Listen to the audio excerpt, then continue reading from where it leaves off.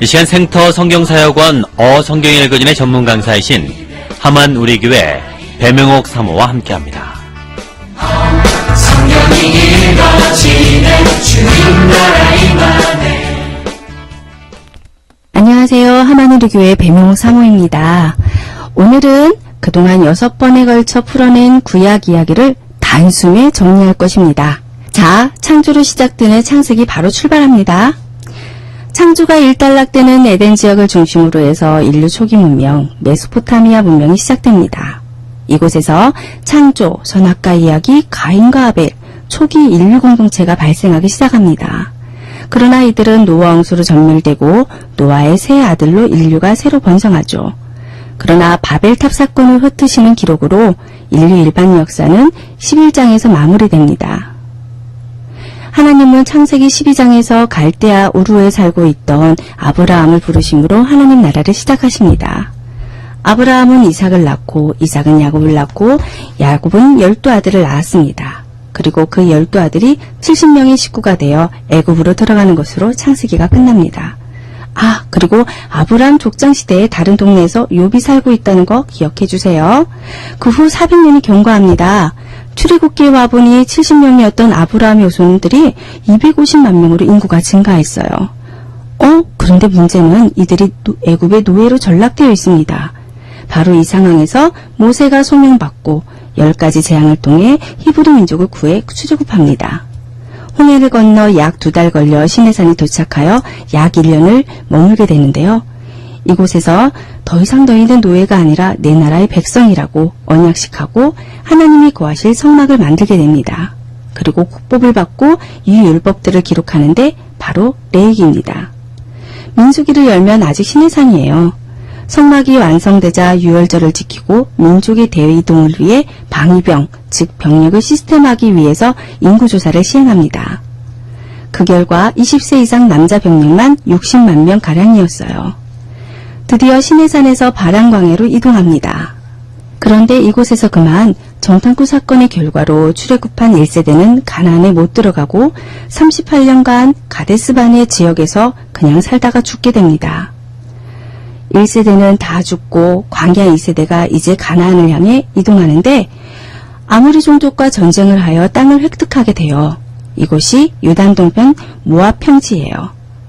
여기서 가나안 땅에 들어가지 못하는 모세는 광야 2세대들에게 그동안 과거 스토리를 요점 정리 설교하고 죽습니다.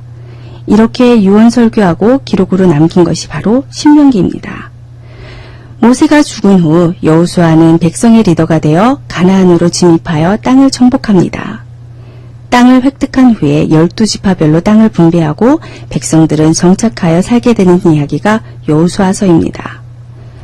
여호수아가 죽자 이스라엘은 무정부 상태가 되고 쫓겨났던 원주민들이 기회를 보며 다시 땅을 차지하려고 침입하는 역사들이 시작됩니다. 하나님은 그때마다 임시방편으로 사사를 일으켜 나라를 구원하시죠. 그러나 계속되는 전쟁으로 이스라엘 백성들은 골리앗같이 힘있는 인간 왕을 소원합니다. 하나님의 왕이신 나라지만 결국 인간 왕 다윗을 등장시키기 위해 이제 성경은 다윗을 향해 흘러갑니다. 그래서 다윗의 증조 할머니 룻 이야기가 등장하는 거예요. 백성들의 소원대로 왕이 다스리는 왕정시대가 시작됐습니다. 일대 왕은 사울이에요. 그래서 다윗과 사울 사이의 스토리, 그리고 다윗이 2대 왕으로 등극하기까지 이야기가 사무엘상 기록이고 다윗이 왕이 되고 나서 치정을 기록한 것이 사무엘 하인데요. 다윗은 영적으로 굉장히 암울했던 사사시대를 배경으로 살았지만 그 속에서 결국 예배문화, 영적 문화를 수립하고 그가 만난 하나님을 작품으로 남기고 죽습니다. 이 작품이 바로 시편이에요. 이제 열왕기상 가네요. 다윗이 죽자 솔로몬이 왕으로 등극합니다. 그는 다윗의 영적 가업을 유언으로 이어받아 성전을 완공합니다. 그러면서도 문화적 가업도 이어받아 문화를 영적으로 정돈하여 후대를 교훈하기 위한 지혜서를 발간합니다. 바로 잠언, 전도서, 아가서죠. 솔로몬은 이스라엘의 극대화된 번영을 위해 국제 무역을 관계 위주로 하다 보니 정략 결혼을 통해 엄청난 후궁들이 유입되면서 후반기 인생을 그만 배교자로 살게 됩니다. 솔로몬이 죽자 부하였던 여로보암의 반역으로 나라는 남북으로 분열됩니다.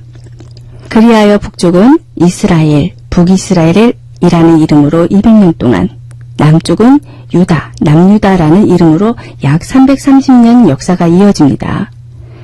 남북의 열왕들은 다윗처럼 하나님 왕 되심을 인정하는 통치를 못했어요. 그래서 왕정 말기에 선지자, 예언자들이 등장하게 됩니다. 하나님으로부터 받은 메시지들을 선포하고 기록으로 남긴 것이 바로 예언서들이에요. 멸망을 앞두고 있는 열왕기 하 시대에 예언서 12권이 우르르 쏟아진답니다.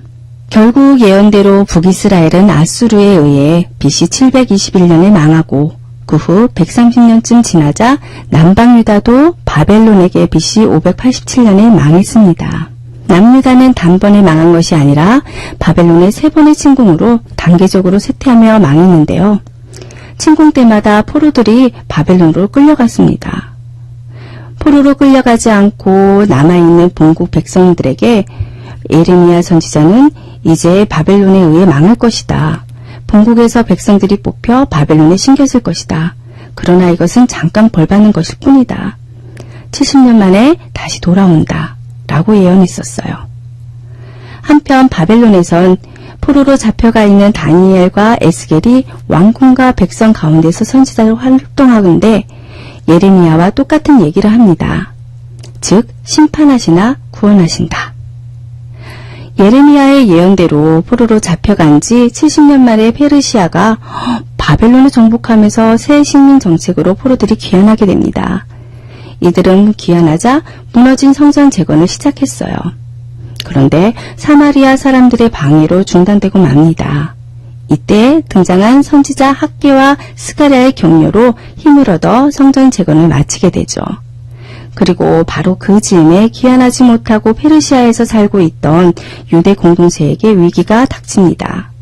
하만의 음모로 유대인의 말살 위기에서 에스더가 큰 역할을 해내는 사건이에요. 그 후 페르시아에서 태어난 포로 후손 에스라가 자신과 민족의 정체성을 자각하고 조국으로 귀환합니다. 그는 귀환 후 재건된 예루살렘 성전을 중심으로 백성들에게 성경을 가르치고 말씀으로 훈련시켰고 나라가 멸망한 이후 기록이 없었는데 포로 시대의 역사를 기록으로 남겼어요. 바로 에스라서입니다.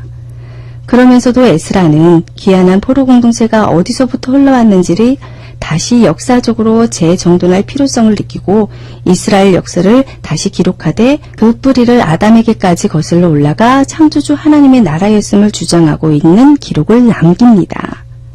그런데 너무 긴 기록이어서 족보 형태로 압축한 것이 바로 역대상하예요. 이때 느헤미야도 같이 활동하는데 페르시아 정부의 술관원 내시였던 그는 귀환하여 무너진 성벽을 돌아보고 보수공사를 주도하여 성곽을 완성합니다. 그리고 에스라와 함께 세계운동을 동역하기도 하고요. 그리고 마지막 예언자 말라기가 나타납니다. 여호와의 크고 두려운 날이 이르기 전에 엘리야를 보내리니 구약은 엘리야를 기다리면서 문을 닫습니다. 이렇게 구약을 이야기로 확 꿰뚫어 내려와 보니까요. 다음 성경 목록만 지나온 셈이에요. 창출, 민수, 사사망, 데라느. 자, 데라느는 포로 시대를 말합니다. 모두 역사서죠. 당연합니다. 왜요? 이야기 흐름이니까요. 그렇다면 그 외에 많은 성경 목록들은 어떻게 정리해야 할까요? 욥기는 아브라함 족장 시대의 이야기니 창세기에 끼어 들어가고, 레위기는 출애굽기 상황 속에서 받은 법이니 출애굽기로, 신명기는 민수기 상황에서 모세가 유언 설교한 것이니 민수기에, 그리고 룻기는 사사 기드온 때이니 사사기에, 시편은 다윗 이야기 사무엘 상하에, 잠언 전도서 아가서는 솔로몬 열왕기의 상해, 12권의 예언서들은 나라가 망하기 직전인 열왕기 하에 끼워 넣으면 됩니다. 그 다음 나머지는 포로시대 성경 목록인데요. 포로 귀환 역사서인 에스라서 상황 속에서 모두 발생되었기에 에스라서를 중심에 두고 붙이고 끼워 넣으면 되어요. 말로만 들으니 잘 그려지지 않으시죠? 이 창출민수 사사망 대라는 도표를 밴드에서 확인하시면 이해되실 거예요. 다음 주는 드디어 창세기로 자세히 들어갑니다.